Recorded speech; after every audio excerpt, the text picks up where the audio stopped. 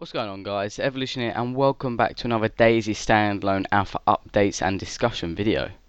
So today I'm just going to pretty much talk about one subject in quite advanced detail. And you're probably wondering what that subject is, so I'll let you know. So today we're going to be discussing about the new kind of medical health system that Dean has mentioned he's putting in the Standalone. So we know it's pretty much been advanced by quite a bit, because at the moment the current DayZ Mod 1 is kind of simple when you think about it. If you break a leg, you take some morphine.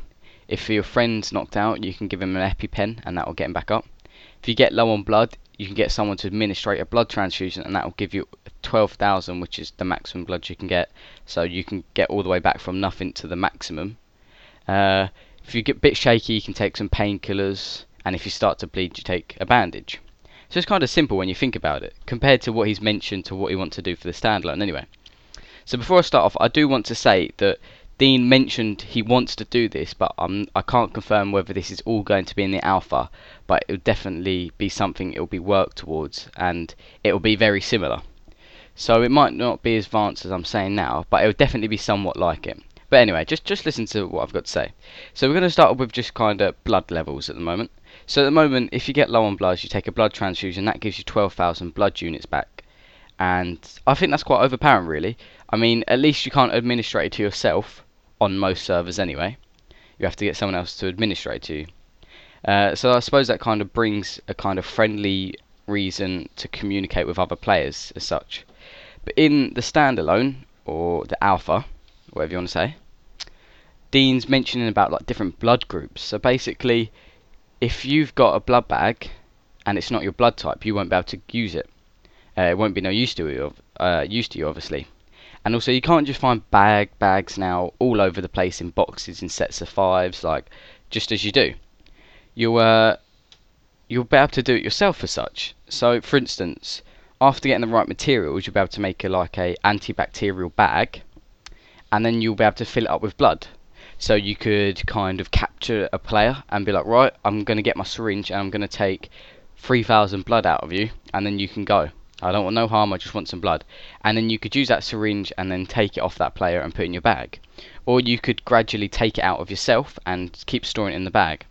This is where it gets interesting, because if the blood has to be refrigerated, otherwise it's going to go bad, like it does in real life. If you're not going to just chuck a bag in, like a blood bag in hot weather, it's going to go, whatever you want to call it, diseased as such, and it won't be usable, it won't be adequate to use. It could be full of bad diseases and germs. So I'm just trying to figure out how they could kind of add this. I'm thinking, if you've got to refrigerate it, how are you going to do this? So a couple of ideas I've had is, basically, you've got your backpacks currently. I think you're going to be able to find them like small little fridge cooling packs, like the little square cubes that are filled with water and they're like cold, and I think you can put them in your bag, and that will convert your bag into a cooler as such. However, you won't be able to store items in it, you'll only be able to store food as well. Only food and like drinks and obviously blood bags, or maybe just blood bags. I don't know if you could mix food and drink with it, I'm not sure, but that's how I've kind of got it in my head as such. And maybe they'll have like a certain amount of use, they'll deteriorate as you use them. They'll only have a certain lifetime as such. And another way I thought, because you've got like your camping tents where you can kind of build them out in the forest and assemble them into the tent, but you find the little camping tent packs in supermarkets, I think maybe you can find like one of them picnic boxes with like cooling inside them. Because you find like cooling fridge bags. I think that you'll be able to possibly find them, and then you can kind of drop them on the floor wherever you want. So at your base, obviously, you could assemble one, and then you'd have your own like little miniature fridge cooling box as such. And that's the idea, is how I've kind of got to call it. But anyway, going back onto blood, so there could be items such as like blood cards, so you can use it to check what blood type you are. You can put a bit of blood on it and it'll tell you what blood type this is. Obviously, you'll need to find out what type you are as well, and you can use it in other players. I think syringes, so like you can withdraw blood out of yourself and others, and then obviously put it into bags.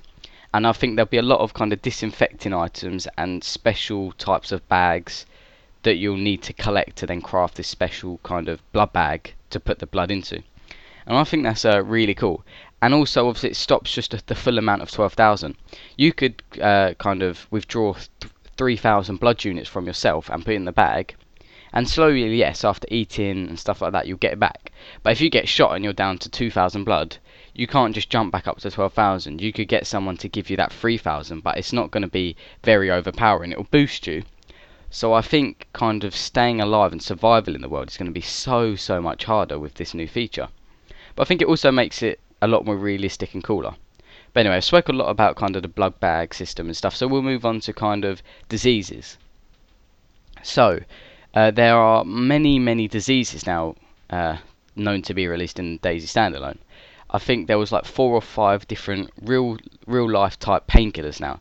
So you can get multiple diseases. Can't give you any examples because I can't think of any off the top of my head. But like if you get one disease, you'll need a certain painkiller to cure that disease. So there's chances of getting all different types of diseases, and it's unlikely that you're obviously going to have every painkiller or every type of like antibiotic to cure that disease on you at that time. Therefore, you probably have to trade with some players that have got that painkiller to fix your and cure your disease. So again, that kind of adds a trading system and also makes it harder for you to be able to just take the antibiotics as you would now in the DayZ mod. If you get infected, you take some antibiotics. Well, that won't be the case anymore. You got to figure out which infection you got. You need to know which kind of box of painkillers you're going to need to cure that. Again, so I think that's quite cool. Also, obviously, at the moment, if you get shot in the leg, you break your leg. Dean did mention like adding stuff like, so if you get shot in the leg, this is going to affect your walking. You're gonna stumble and stutter around a bit. If you get shot in the shoulder, this could maybe make your accuracy worse. If you get shot in the head, you'll get knocked out. And features like this, so if you get shot in the arm, maybe you won't be able to use a primary weapon, only a sidearm as such. So it's really kind of much more advanced and improved system, which I think will be really cool. And obviously maybe healing won't be as easy. You won't be able just to take morphine to fix your leg. Maybe there'll be a longer process to it. Which I think that the new kind of medical system is going to make the game a lot more harder and a lot more challenging. But it'll make it interesting and hopefully add a lot of friendly player communication. But it'll be interesting. And of course also, so let's talk about how to prevent diseases, of course. So we know that there's going to be lots of different types of clothes in the standalone, and I think kind of there could be certain clothes, because obviously once you've worn your clothes, I'm guessing that over a certain amount of time, obviously, much like Minecraft as such, they're going to have durability, and over time your clothes are going to get dirty, they're going to get wet, and then your kind of prevention from disease is going to decrease. So you're going to want to find new clothes and top up, so your durability and like a defense to diseases are higher. That's what I've got in mind anyway. And maybe there's different types of clothes. There could be like special sets of clothes which are made for like 100% prevent of disease, but there could only be like 2 sets of them in the whole server. Or there could be things, someone mentioned it in my previous video, like diving suits where you'll be able to wear that and go underwater, and there could be underwater wrecks and stuff. So I think there's going to be a lot of different types of clothes, and obviously they're all going to have durability. So it should be interesting because you can't just run around with the same set of clothes on. That's what I've kind of got in my head, and that's what I'd imagine it'd be like. It has been mentioned by Dean, or Rocket, whoever you want to call him. But obviously, how much of that's going to be in the standalone alpha, I'm not too sure. But I'd imagine it would be quite advanced on the release, because it has been redone completely. So I really can't wait for it, and I hope you enjoyed this episode, and it was kind of informative to you guys. If you've already heard about it, I'm sorry. But be sure to check out the next episode and maybe you'll hear something you don't know. So as always, like the episode, and if I reach 10 likes, I think it is, then I will release the next episode. And be sure to drop a comment and subscribe if you haven't already for more DayZ Standalone updates. And obviously I do plenty of other content, DayZ Mod, Arma 2 Wasteland, Saints Row, GTA, loads of games guys. So thanks for watching and I'll see you in the next one.